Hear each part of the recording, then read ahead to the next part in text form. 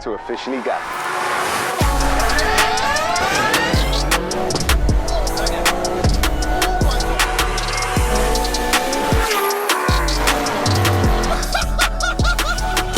Let's get it.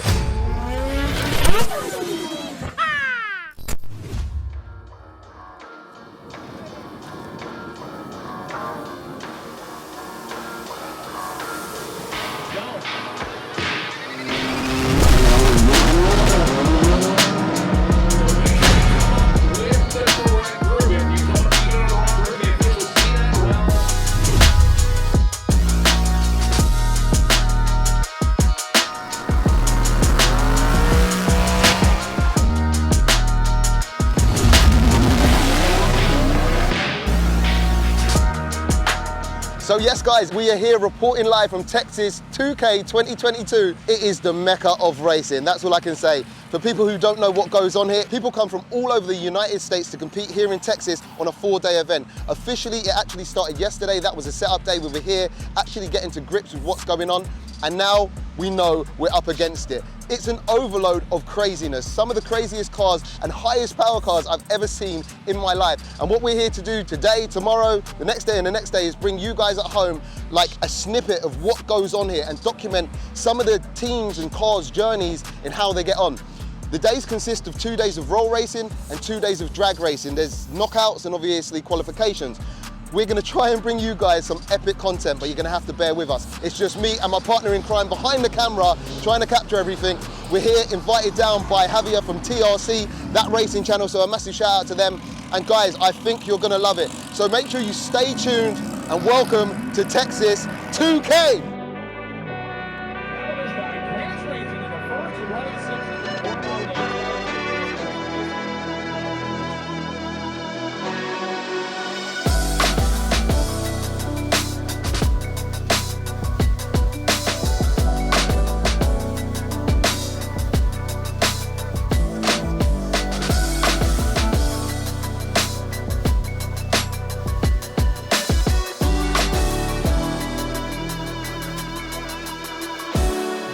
So yes, Texas 2K, it is absolutely crazy out here with the main man James himself, all the way out here at Baytown. There is absolutely an abundance of crazy cars that you guys have probably seen all over the internet for various reasons.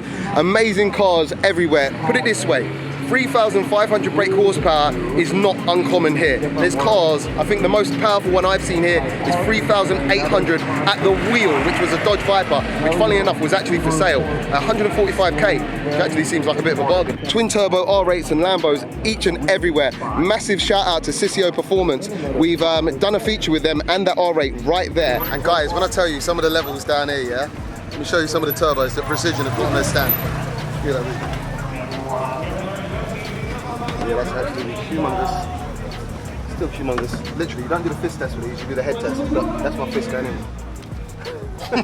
As you can see, all of the cars are pretty much lining up over here, just casually walking by. Hang on, come on, we need to pay this some appreciation. Check these Mustangs out. Big twin turbo Mustangs, top mount turbos, just sitting around like it's casual, like it's normal. Guys, when I tell you the levels are crazy out here, the levels are crazy out here.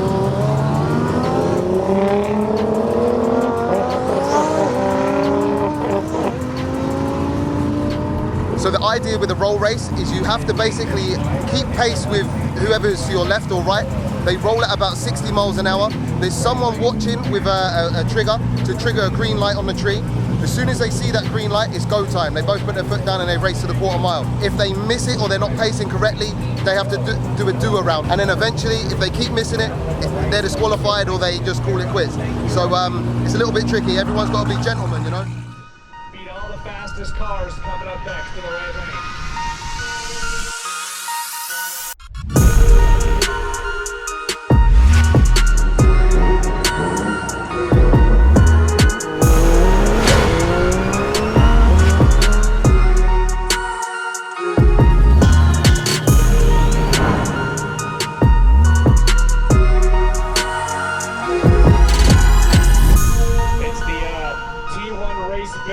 Nissan GTR. Terence, welcome to the channel. There's a lot of hype surrounding your team this year. Yes, sir. Yeah. And I think that's because of other years where you've done really, really well. Yes, sir. So this car was last year's champion. Okay.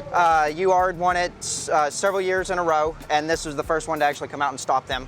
What had happened was Billy came to us and was like, I want to build a road race car, and he wanted to take the record up in Pocono, where he's from. Okay. And so we go out there, and we deliver the car straight off the trailer, we break the record. And he's completely ecstatic, and he's like, he's like, well, I want to win Texas 2K now. And we're like, okay. We get back to the shop, and we're like, here's what you need to do. And he's like, do it.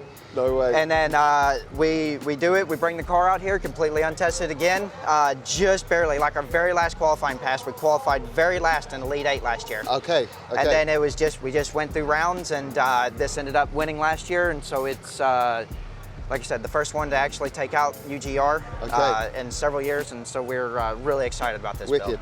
So Yes, I heard sir. last year it was running a lot of power, but this year it's actually running some more. Do you know what kind of power it's making at the wheel? And perhaps for us English boys, we talk about crank, what it makes BHP. Yes, Do sir. you know? So I wouldn't know what it makes crank, because we always dyno these on a hub dyno. Got ya.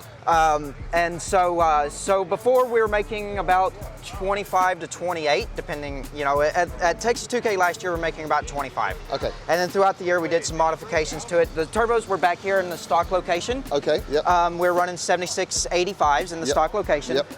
Like I said, making about 25, 26. Then we moved the inlets out through the hood. Okay. And that allowed us to pick up about 10 pounds of boost and about a couple more 100 horsepower. Okay. And then so this year, Billy was like, I don't want even chances. And so he went with our biggest program that we have.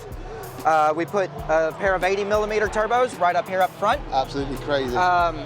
Like this setup here it's the same setup like on the world record drag car that we've also built. Got ya. So that car will make 90 pounds of boost, and put it on here. And this car holds our dyno record at 28. I can't remember exactly, but it's over 2,800. That was at 70 pounds of boost. This is a 90 pound capable setup. So we're well into 3,000 horsepower range. Okay. On this setup. So we've definitely picked up about 600 horsepower over. Wow. Over 600 over last year, about 400 over the previous setup at the last race. Mate, that's insane. And then looking at it, are we talking billet block and et cetera, et cetera? Yes, so when he said he wanted to win Texas 2K, that's what we had to do. We really haven't had any problems with the 3.8 blocks. We build a lot of them. Most of these other cars are on a 3.8 or a 4.1 cast block. We have yet to find the failure of them, but that extra little displacement just gives it that little bit more, and then especially we need it on the hit and everything else. So we've kind of moved our mid-range down, and so that way we can make sure we get that good 60 to 130. Got you. I don't know of a quicker street car that's ever gone 60 to 130. This one went 197, 60 to 130. way. Yeah, I wish I knew the 100 to 200. Unfortunately, I don't know. That's absolutely insane. No, still 60 Yes. to, mate, that is a so under 2 seconds, 61 to 130. Yes. Can we do a little bit of a recap through the qualifying of this car, its journey up to, the end, I guess? Absolutely. So we came out here, once again, a brand new setup, went into first round of qualifying. The car got a little bit warm just sitting there. Okay. Because this new setup here with it, well, we've always had the closed off front end, but the radio used to be back up here. Okay. Now we have it in the back, and it has a lot less airflow and stuff like that. Okay. So it got a little bit warm sitting over there, and by the time he got up there to run, it was a little bit too hot. Rolling anti-lag didn't work, so he left off and no boost, and it went 208.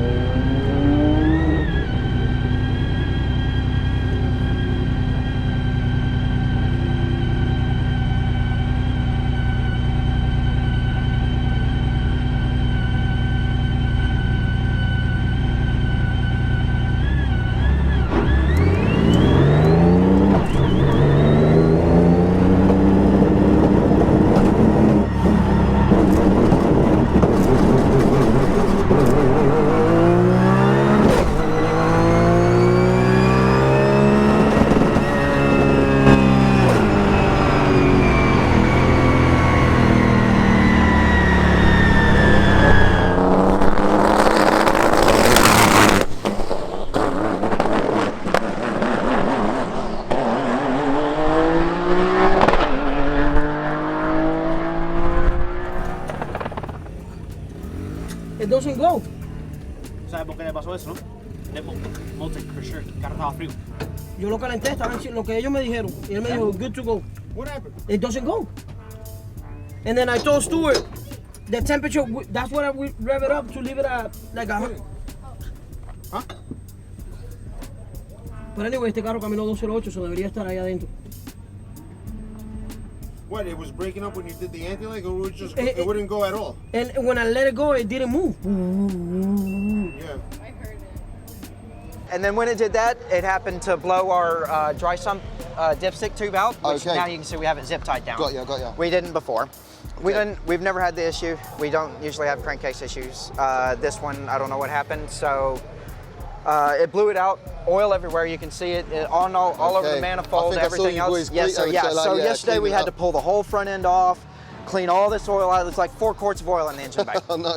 And so we get it back together, we start it up, and we figure out the alternator's not working. Oh wow. And there was like a small flash fire, nothing really major, but it's just quick enough to just kind of singe the wires Got ya. and popped a fuse, and we didn't even want to chance it, so we replaced the alternator and everything else and got it back out here. Wow. And then for Q3 this morning. Yes. We did miss Q2 to try to clean it up and all that other stuff. So we got it back out here. We got to run Q3, and unfortunately there was a computer issue or whatnot and shut it down, and we didn't get to any better than we a saw, 2-8 we saw. qualifying. Yep. Which put us in, not in the lead 8, put us in the next class down. Got ya. So we just went out there and kind of just Sent it. we're just like, you know, we're not gonna just kind of baby it around all day, Yeah. try to win the slow class. We just Yeah. hang our dick out. And Yeah. We'll show what this car is actually capable Yep. of. And Is that the fastest track today or so far of the event? yes. So 229, yes, sir. right? Yeah. So Bob Helms went 228, and another car went 225, and this one just laid down to the 229. So Okay. yeah. Remember, left lane sets the pace, right lane keeps up. This looks good.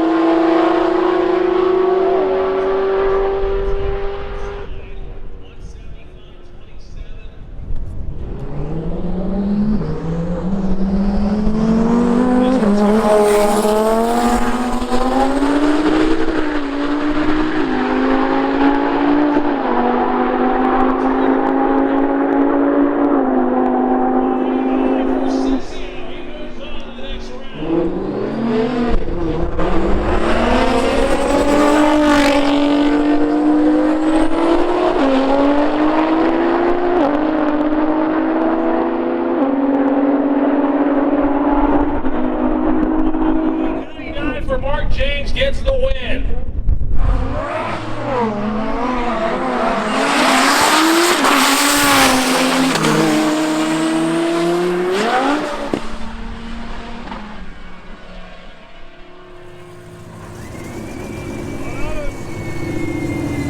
Careful. I love you, all right?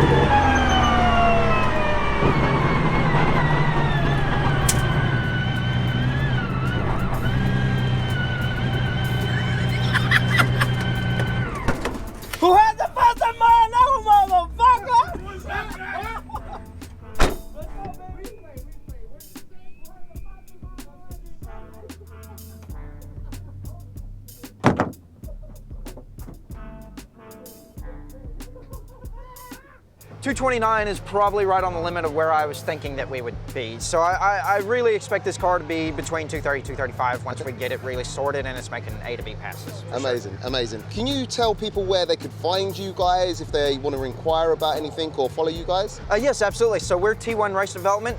We're based in the DFW area in Royce City, just right outside of Dallas, Texas. Pretty easy to find. We got a nice shop, you know, and we're also Injector Dynamics. So if you're looking for injectors, stuff like that, we sell a lot of high quality injectors as well. Cool, cool. And the socials are the same, yeah? All Yes, sir. socials, Yeah, T1 Race Development and Injector Dynamics. Yes, Okay, you'll epic. definitely find us both there. Brother, thank you so Yes, much. thank and you all the so best. much. Nice, Yes. sir. Take it easy.